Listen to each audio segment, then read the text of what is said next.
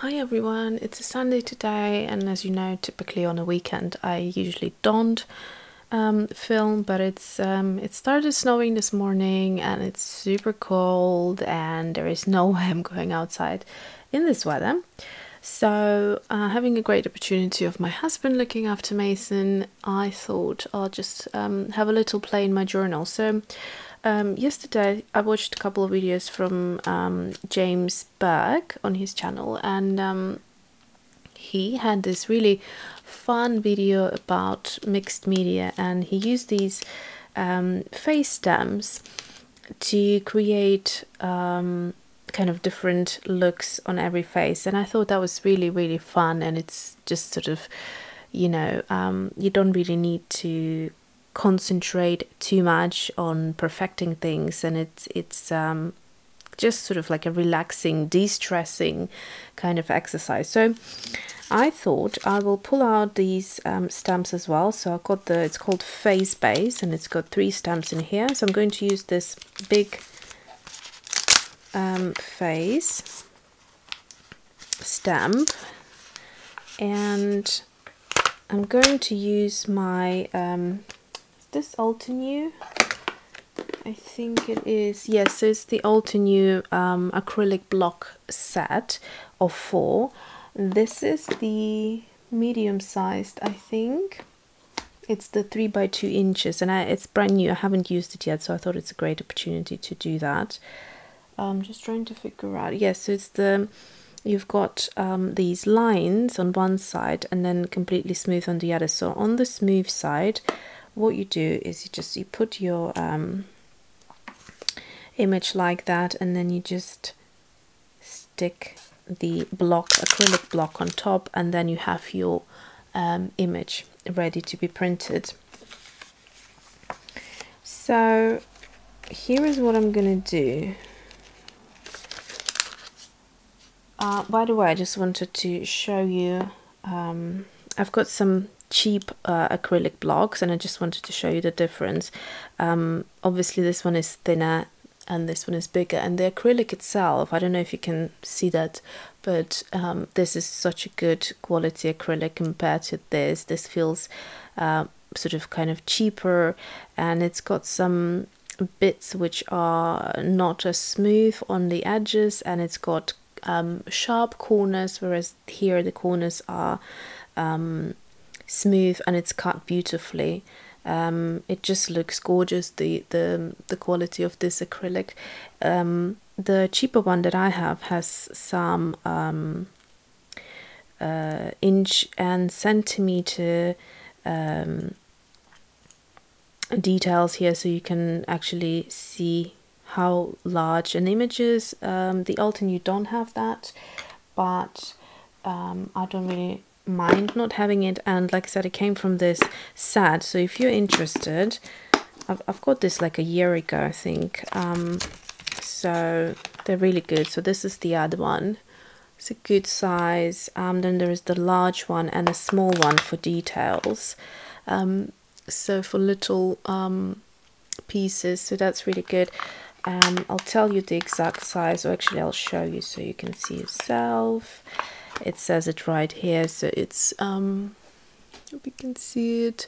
The smallest one is 2 by 1, the one I'm using is 3 by 2, then the medium is 4 by 3, and 6 by 3 is the largest one.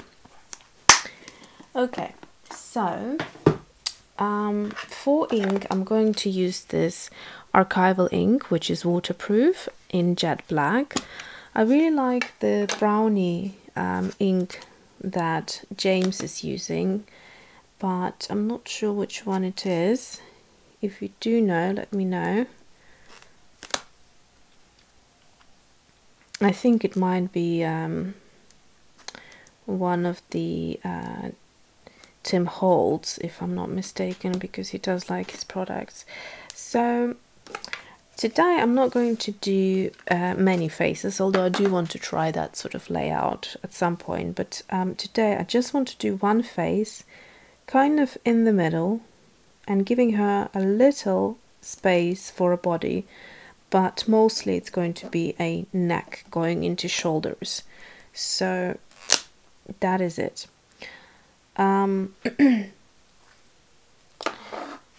I have this idea of kind of giving her a crown of flowers and make it sort of really intricate, but we'll see where we go with this. So the next thing I want to do is just draw in some details. So I'm going to start by changing out her lips a little bit. So I want to give her a nice pout.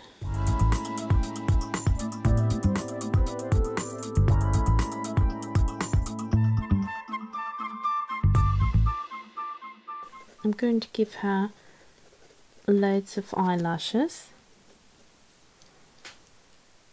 and I'm going to do the lash that I always like to give her. So you can see now, from going from this very a base of a eye, I have taken it to a little bit something more personalized, and that's what I like about James's stamp sets, that he gives you the starting point, but then you completely take it and make it your own. So that's great. So I'm going to repeat the same thing on the other eye.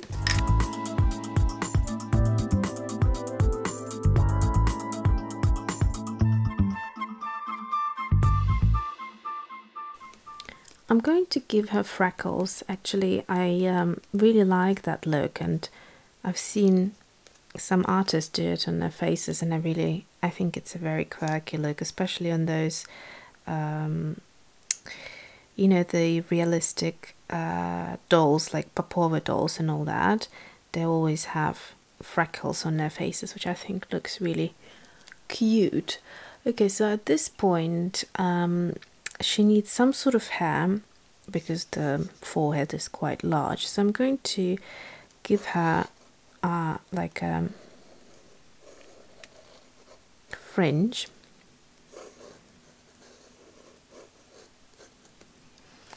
and from here I think I'm going to add some ear details, and I'll move on to the neck and shoulders.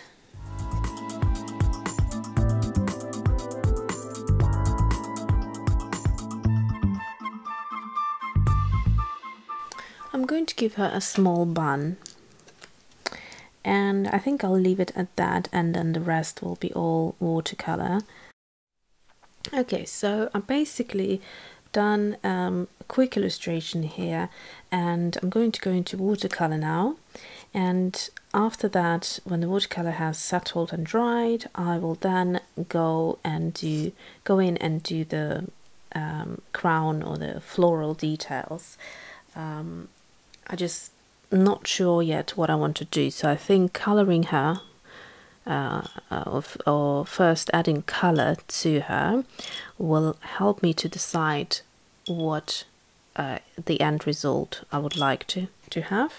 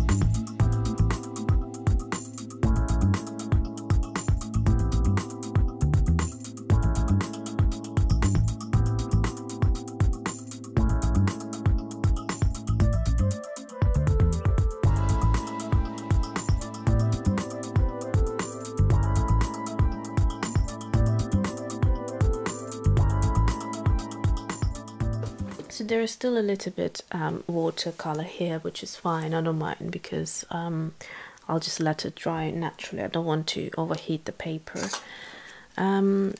So I'm going to kind of try and visualize what I want. I think I want these loops of twigs or branches, something like that.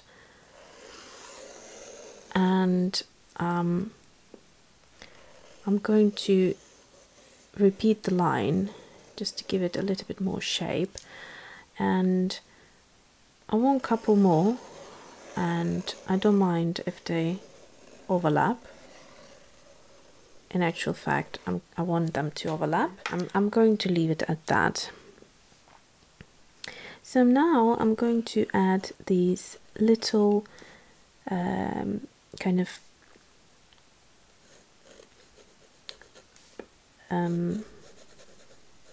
leaves.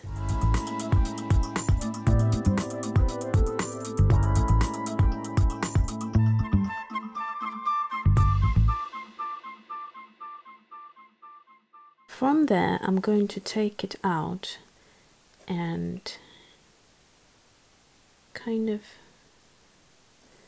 make it like so, and make them look like they're hanging off, and create a little bit more dimension.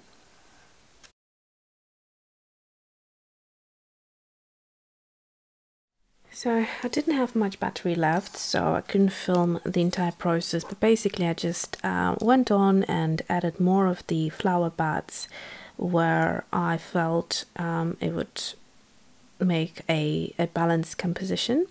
So I've added quite a few on this side, a few here, and just everywhere, just to kind of create that oval shape of a floral kind of element there.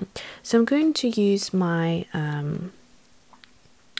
Jackson's Art quill brush. This is the 10-0, and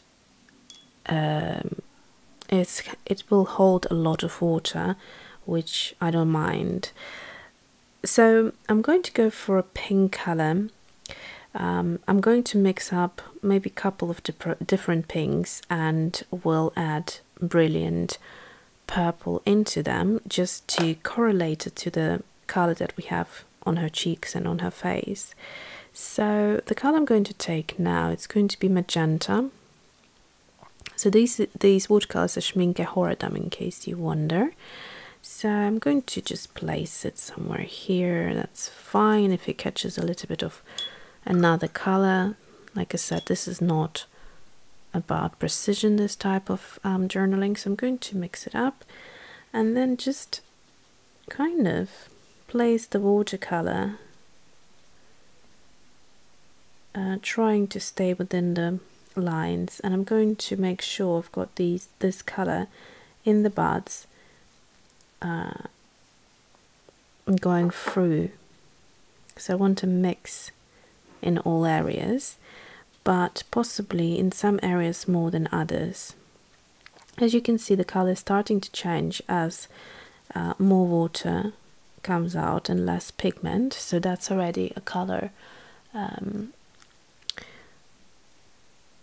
transition. So I'm going to go in here, so closer to her face I'm adding this brilliant purple. Over here I want something a little bit more red, so I'm going to go into the quinacridone red light. It's one of the new colors. It's over here, and I'm going to go into this existing puddle, and again I'm going to add some brilliant purple into this and pink it up. Makes a lovely pink, this one. Them together, and I'm going to, as you can see, there's like little puddles of watercolor. This brush is easy to use, but you might want something a little bit more detailed if you prefer to have less water, because as you can see, after a few times I'm not getting the same pigment. So I can lift some of this water if I want, but that also lifts the pigment and makes it paler, so keep that in mind.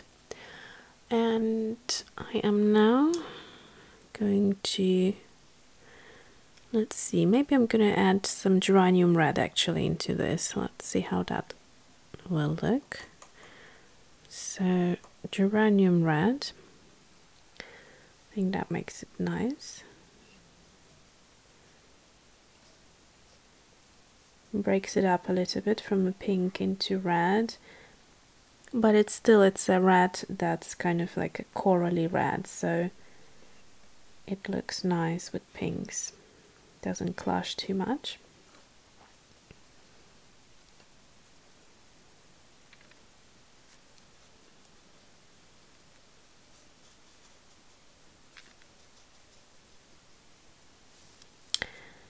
So I said earlier it's easier to use this brush because you don't really need to work on precision here. You just make sure you stay within lines as much as you can, and that is all that you need to do. So I've got my flower buds done, and I could add a little bit of green onto the leaves just to suggest more of a flower. I'm going to mix up quinacridone gold hue, which is this one, with a phthalic green, and that should give me a similar color to sap green, which would work really good in this case. I'm going to go into this color right here. That's the phthalic green. Okay, and I need to warm it up a little bit more with quinacridone gold hue. Yeah, that's beautiful. It's a beautiful sap green. So if you don't have sap green and you quite like this color, you can mix it up provided you have quinacridone gold and phthalic green. So I made sure I have very little moisture or water in my brush by drying it out on a napkin. And actually I'm going to go out of the lines with the green because you can't see it otherwise. I'm going to place this lovely green, making sure just have it on the tip of my brush, and that way you can see the color nicely. So like that. So that adds a little bit of freshness to this floral composition, and it makes it look a little bit more like flowers when you have some green speckles of foliage coming through.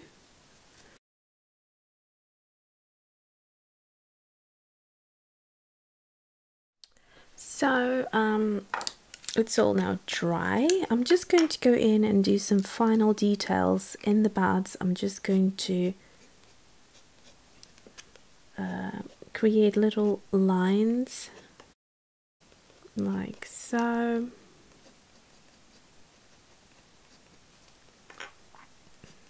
These little red ones look like poppies.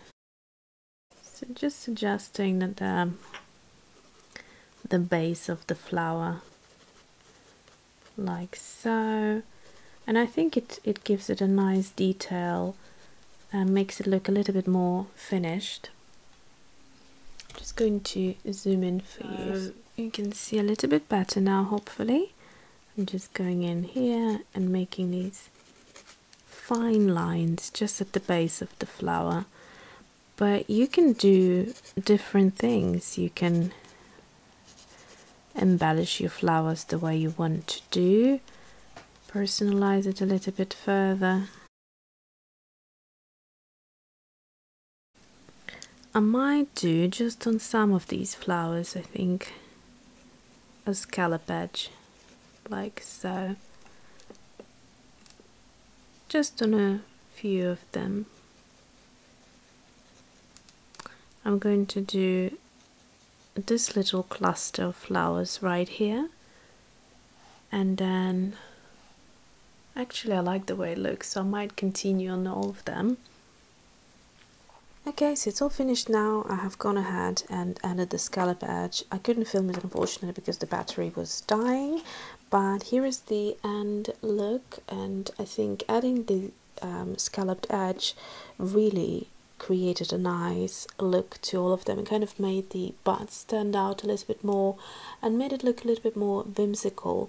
So you can see with a little detail as this you make a little blob of watercolor look like a little flower. So that's her flower crown. I hope this inspired you and inspired you to play in your art journal. So before I go, I'll just quickly mention that this is the Platinum Carbon Ink fountain pen in extra fine, because a lot of you ask me which pen I'm using. So thanks for watching and see you soon.